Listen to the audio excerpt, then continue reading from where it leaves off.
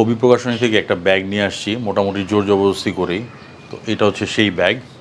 তো let's unpack this thing and let's find out together এর মধ্যে কী আছে।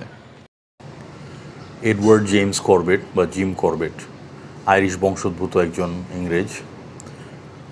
তো ওনার বাবা ছোটোবেলায় মারা যান, এরপর পরিবারের দায়িত্ব উনি গ্রহণ করেন।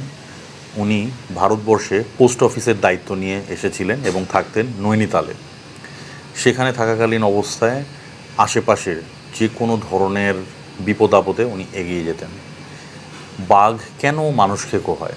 বাঘ যখন শিকার ধরতে পারে না, আহত হয় বা কোনো কারণে যদি কোনোভাবে নরমাংসের স্বাদ পেয়ে যায়, সে নরখাদকে পরিণত হয়।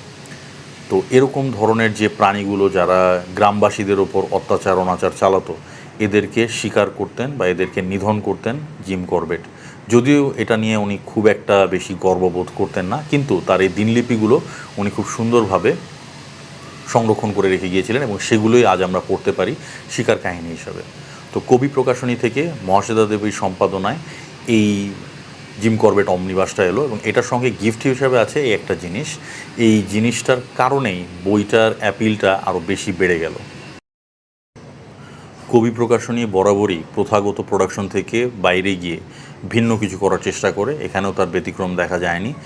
এই টোট ব্যাগটা বইটার অ্যাপিল এবং বইটার কালেক্টেবিলিটি মাত্রা আরও অনেক গুণে বাড়ায় দিল। তো দুর্দান্ত লাগতেছে দেখতে। এই বাঘের ল্যাচটাকে এখানে মোটিভ হিসেবে ব্যবহার করা হয়েছে। প্রিন্টের দারুণ আসছে, দারুণ কোয়ালিটির একটা টোট ব্যাগ। বইটার সাথে গিফট হিসেবে আরেকটা জিনিস থাকবে, সেটা হচ্ছে একটা বুকমার্ক। এই লেজের যে মোটিভ সহ এই ডিজাইনের প্রচ্ছদটা দেখতে যেরকম, ঠিক সেরকম একটা বুকমার্ক। এটা এখনও আমি হাতে পাইনি বলে দেখাতে পারলাম না।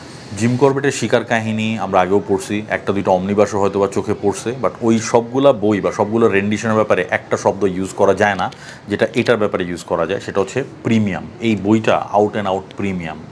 মহাশ্বেতা দেবীর সম্পাদনা এবং কবি প্রকাশনী সাধারণত সম্পাদনা এবং প্রুফিংয়ের ব্যাপারে 100% ফুল প্রুফ প্রোডাক্ট ডেলিভার করে। তো বইটা অ্যাকচুয়ালি প্রিমিয়াম। বইটা খুইলা পড়তেও কোনো সমস্যা নাই। নামলিপিগুলো অত্যন্ত সুন্দর এবং প্রচ্ছদে যত না সুন্দর, ভিতরে ততখানি সুন্দর এবং ভিতরে কালারও ইউজ করা হয়েছে। সব মিলায় অবশ্যই কালেক্ট করার মতো একটা বই এটা। এবং এটার সঙ্গে এই টোট ব্যাগ, সঙ্গে বুকমার্ক, সব কিছু মিলায়া এটা একটা দুর্দান্ত প্যাকেজ হয়েছে। এটার মুদ্রিত মূল্য রাখা হয়েছে 1450 টাকা।